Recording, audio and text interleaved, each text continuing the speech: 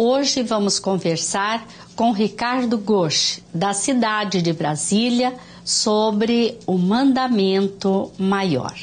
No Momento Espírita, veremos uma belíssima mensagem intitulada A Luz em Nossas Vidas.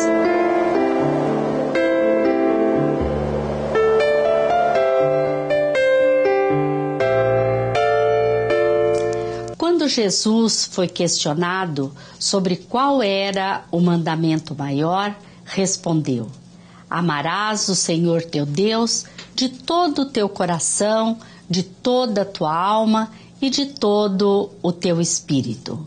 E aqui tendes o segundo, semelhante a este: amarás o teu próximo como a ti mesmo.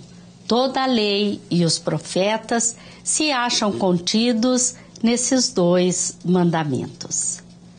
Na dificuldade que ainda temos de entender as questões transcendentais, poderemos perguntar: como amarei a Deus que se encontra longe de mim? Na prática, em que consiste amar o próximo como a si mesmo? É deste assunto que vamos tratar hoje, depois do Momento Espírita. Foi um sonho há muito tempo acalentado, esse de o homem poder viver num ambiente iluminado. Em 1828, Thomas Alva Edison conseguiu pela primeira vez a lâmpada elétrica de filamento. A partir desse momento, tudo se modificou na sociedade. 50 anos depois, Joseph Swan patenteou a lâmpada incandescente, que passou a ser industrializada. É inconcebível hoje para a nossa mentalidade um mundo sem luz elétrica. Ficamos a pensar no que seria uma casa iluminada por tochas, por candelabros, por velas. Pode ser muito romântico um jantar à luz de velas. Contudo, viver uma vida inteira tendo que ler, fazer os serviços domésticos, tratar de doentes, costurar, utilizando-se de velas, de tochas, de lampiões, de lamparinas. Inconcebível. A própria natureza nos fala da importância da luz, porque nos dá ao longo do dia o brilho solar. Quando estamos vivendo sob o brilho do sol, complicado pensar na noite escura. Quando estamos refletindo sobre a noite escura, temos a oportunidade de pensar no brilho do luar e nos beijos cintilantes das estrelas. A luz é, em verdade, a grande mensagem do Criador diante das trevas que ainda empanam a vida humana. Diz o Velho Testamento no livro do Gênesis: E o Senhor fez a luz. Faça-se a luz. Fiat lux. E a luz se fez. E Jesus de Nazaré afirmou sem rebuços: Eu sou a luz do mundo. Aquele que andar em mim jamais conhecerá as trevas. Naturalmente que a luz de que falava Jesus Cristo não era uma luz física. Ele falava de uma luz mental, de uma claridade espiritual, de algo que ele viera trazer ao mundo para nos retirar das nossas sombras. Sombras de ignorância, noites de maldade, escuridão dos tormentos. Então, ele veio como um astro do dia, uma estrela de primeira magnitude, com essa coragem de dizer em pleno período das sombras: Eu sou a luz do mundo. Mas o homem de Nazaré ainda propôs que nós também trabalhássemos por desenvolver a nossa própria claridade. Brilhe a vossa luz. Jesus propõe que façamos brilhar a nossa própria luz, porque somos lucigênitos. Fomos criados, gerados pela luz de Deus. Esse é um convite para que trabalhemos o quanto nos seja possível para sairmos das trevas do não saber, do não sentir, do não amar, do não viver. Em outro momento, asseverou o celeste amigo: Quando os teus olhos forem bons, todo o teu corpo terá luz. Os nossos olhos bons não são os olhos da face. É a nossa maneira de ver as coisas, nossa visão de mundo, nosso olhar sobre as pessoas. Na medida em que formos misericordiosos, atenciosos, fraternos para com os outros e seus problemas, é natural que estaremos evoluindo, crescendo na direção do Altíssimo. todo o nosso ser espiritual, o nosso corpo espiritual, nosso corpo astral brilhará. Todo o teu corpo terá luz.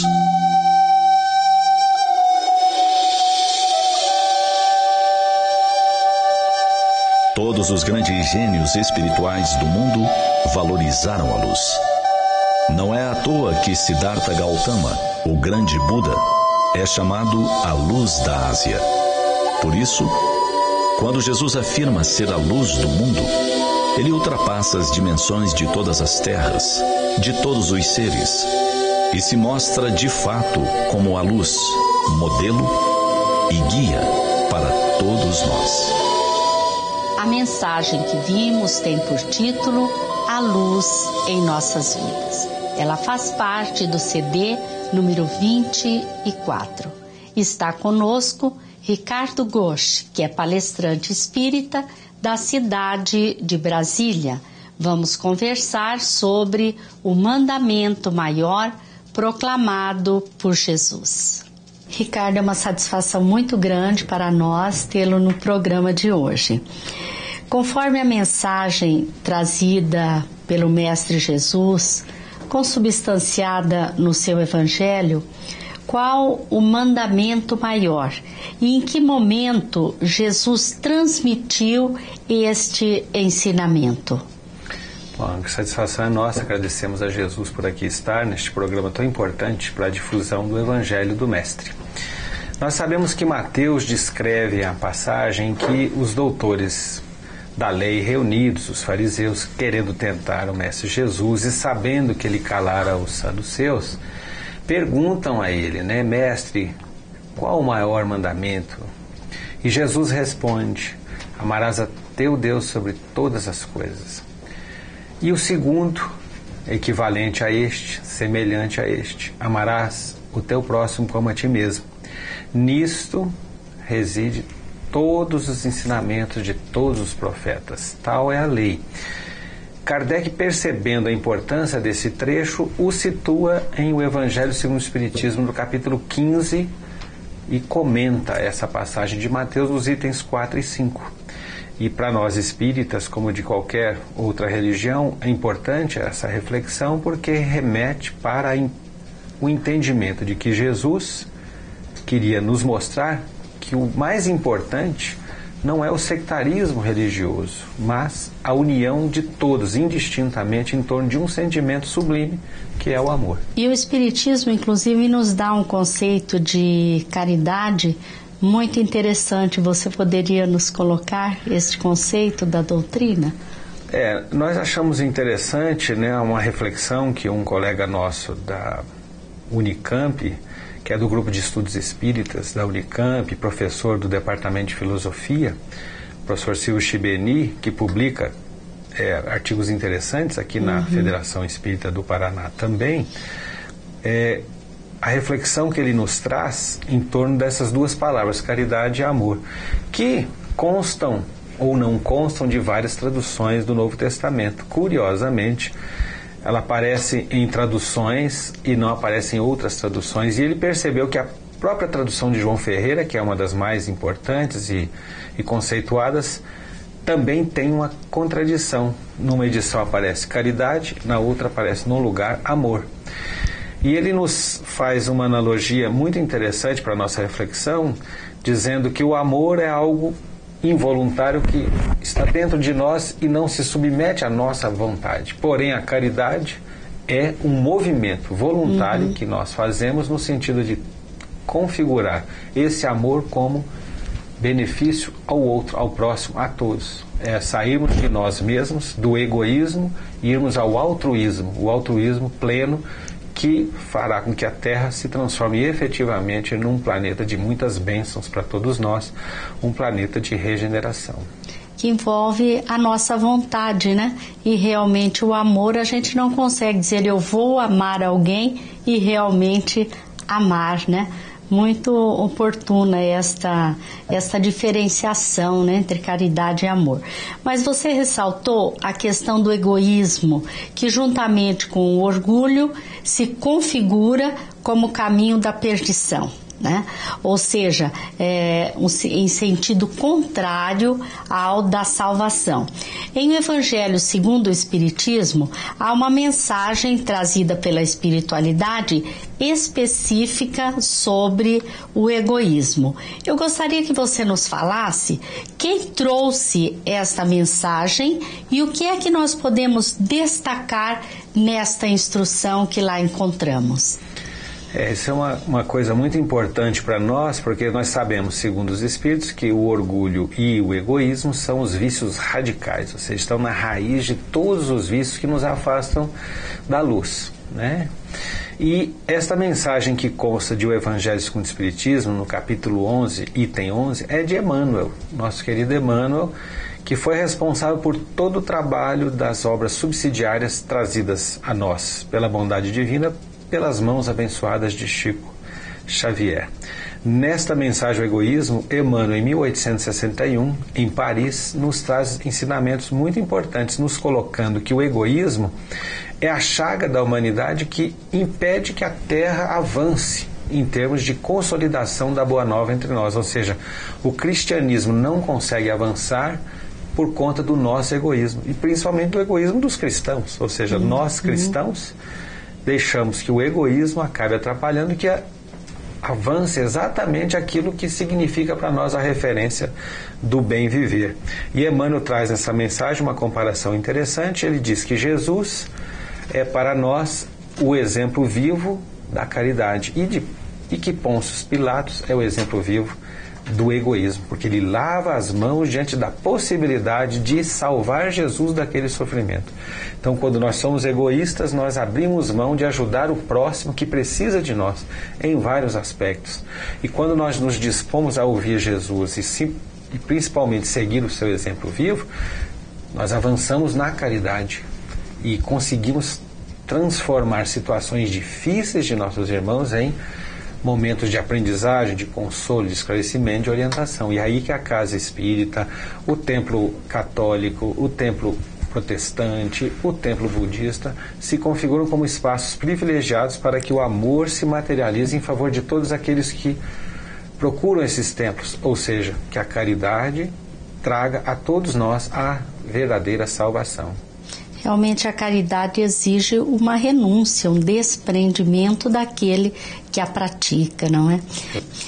Você fez referência a Jesus, conforme consta nesta instrução do Evangelho segundo o Espiritismo.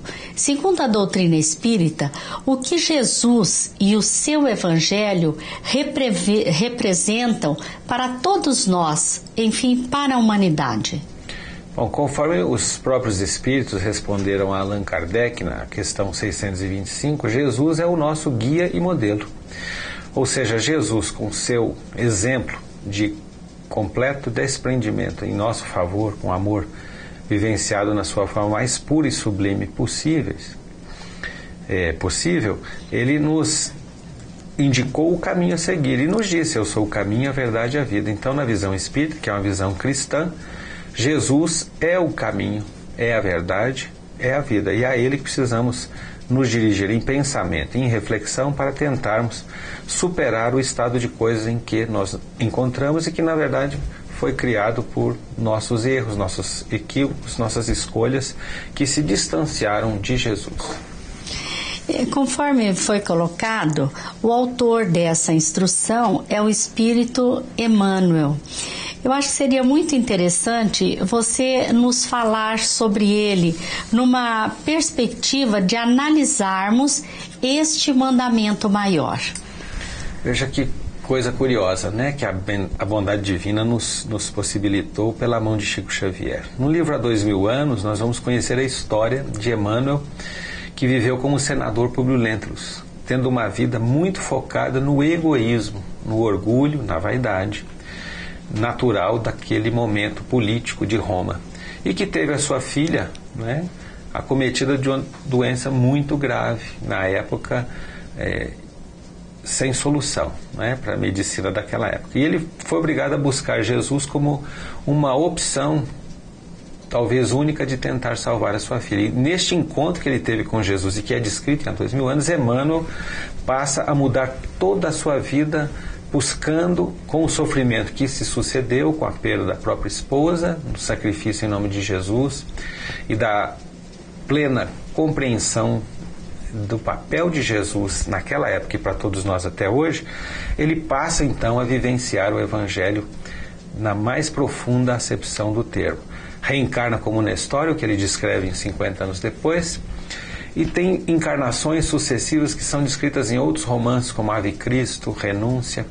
E nós vamos ver que até Padre Manuel da Nóbrega foi ele, numa de suas encarnações, trazendo a nós a cidade de São Paulo, como fruto do seu esforço. Mas, sobretudo, a sua percepção de vivência no movimento católico, como padre várias vezes, é que nos ajudou a pensar o Novo Testamento, em especial, com um olhar voltado para aquilo que a doutrina espírita nos ensina, que fora da caridade não há salvação.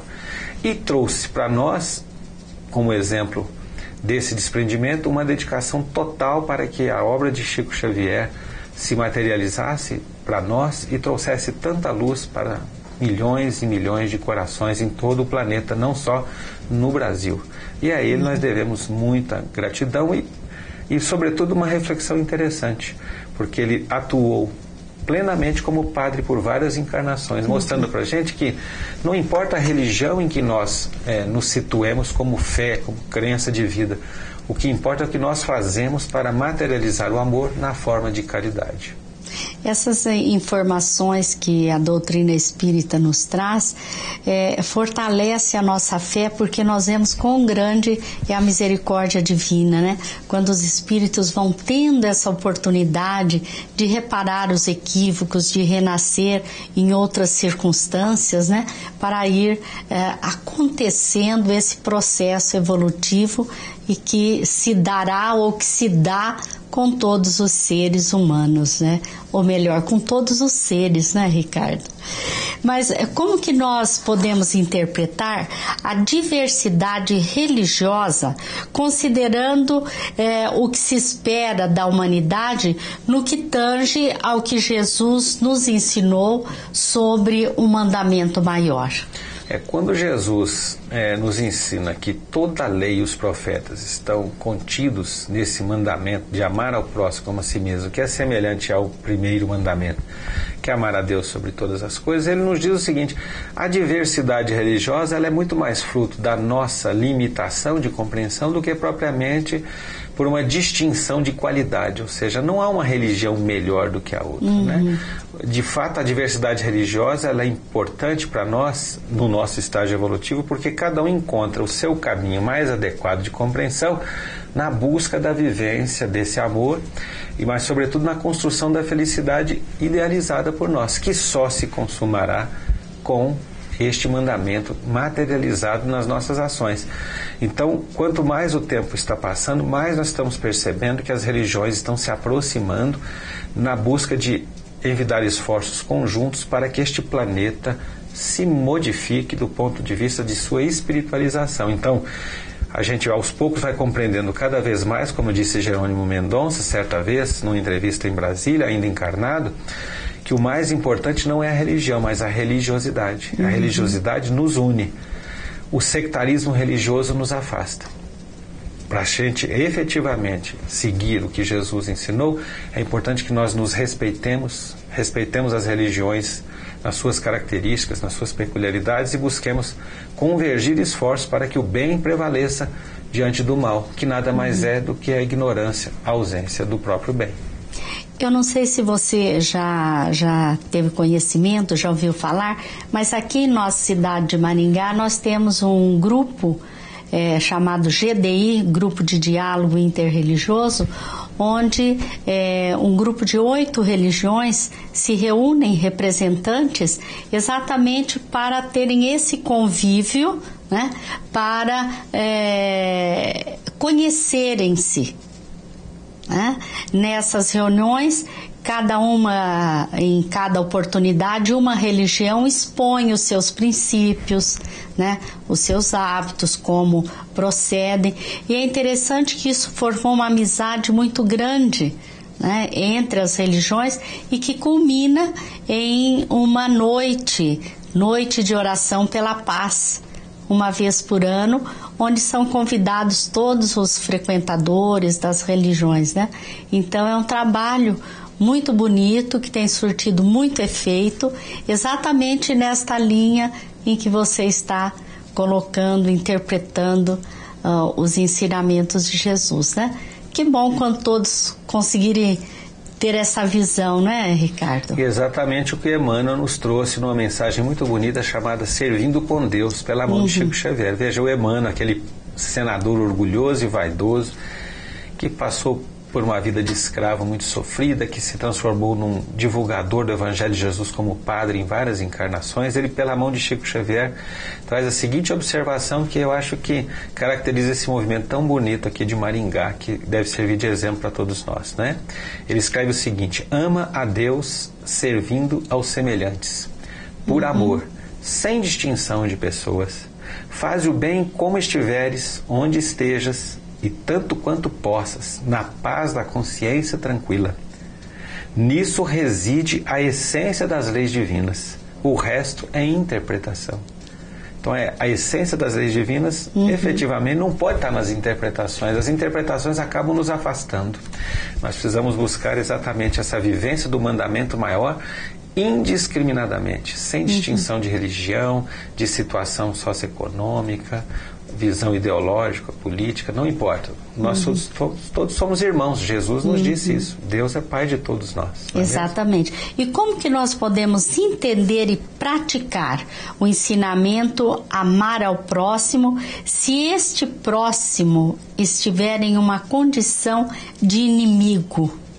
Não necessariamente pessoal, mas muitas vezes como inimigo do bem, do progresso, da civilidade, como tem acontecido nos dias de hoje, não é? Jesus deu um exemplo interessante, né? Na cruz, nós o tendo situado naquela situação difícil, ele diz: Pai, perdoa, eles não sabem o que fazem. Então, na verdade, aquelas pessoas que de alguma maneira nos prejudicam, elas certamente ignoram o que estão fazendo na sua essência, porque se elas tivessem noção espiritual do que significa fazer o mal para o próximo, talvez elas não estivessem nessa situação. Mas mais importante é entendermos o seguinte: por que será que alguém se colocou como nosso inimigo? Alguma coisa gerou isso, e normalmente é o rompimento de uma confiança, de um sentimento de afeto, que se converteu em raiva, em ódio, em desejo de vingança. Jesus também se preocupou com isso e nos disse: amai os vossos inimigos, orai pelos que vos perseguem e caluniam. Ou seja, não há distinção.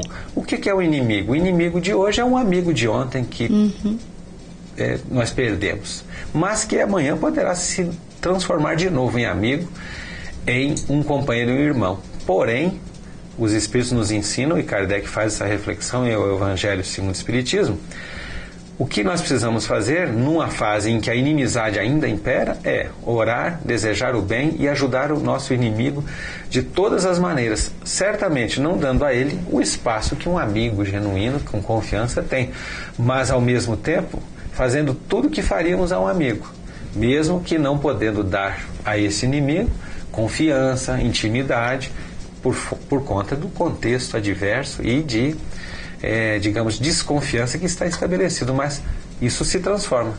A inimizade é produto, a amizade também é uma questão de processo, de reversão, não é mesmo?